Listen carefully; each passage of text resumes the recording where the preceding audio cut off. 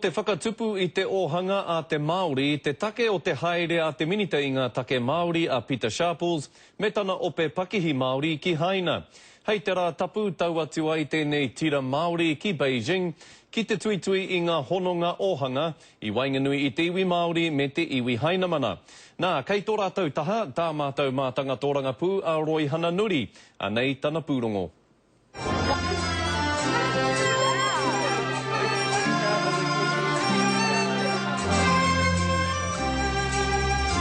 Ko Shanghai te kāinga tuarua o te Horipo Karaitiana o ngā tikahununu me ngai tahu.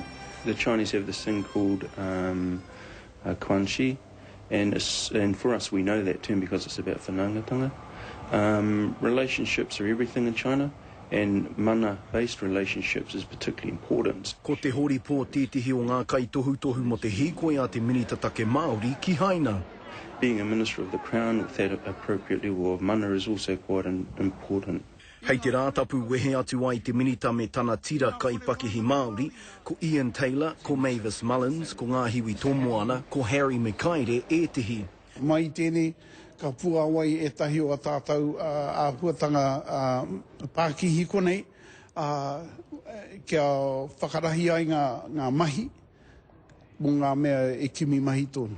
Ka tīmata te hīkoi a te minita me tana tira Māori ki te taone nui o Beijing, kātahi ki te taone o Guiyang me Kaili, mai reira ka tau atu ia ki Shanghai mo te whakāturanga o te ao.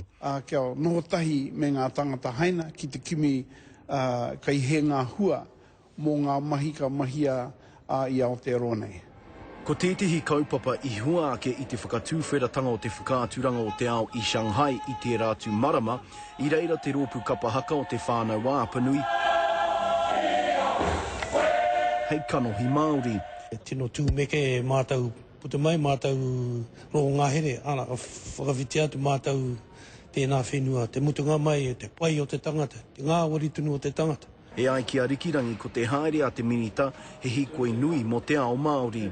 Engari, tako mōhio ki te waire tātou te ara ki Haina. He nui te hua ka puta mai kia tātou, a taino kia tātou mokopuna. Kei te whakai a te Horipo. Māori are critical to the New Zealand economy. We have business presence within the primary industries, and food is globally important, particularly to the Chinese. Mai tēnā, ka noho tahi ana, ka whakatakoto kaupapa me pēhea, kia hoko a tātou taonga ki reira, a ika me rātu. O reira, māne e para te huarahi, māne whakatū whera te tatau, ka mutu, me tū ki te taha I te mea ko te ao Māori tēnei haere akene. E warurangi noa te roa o te haere a te minita me tana tira, e whā ngā taone nui o Haina, hei te rāhoro I te kaumātahi o Hepetema hoki mai ai. Roy Hananuri, Te Karere.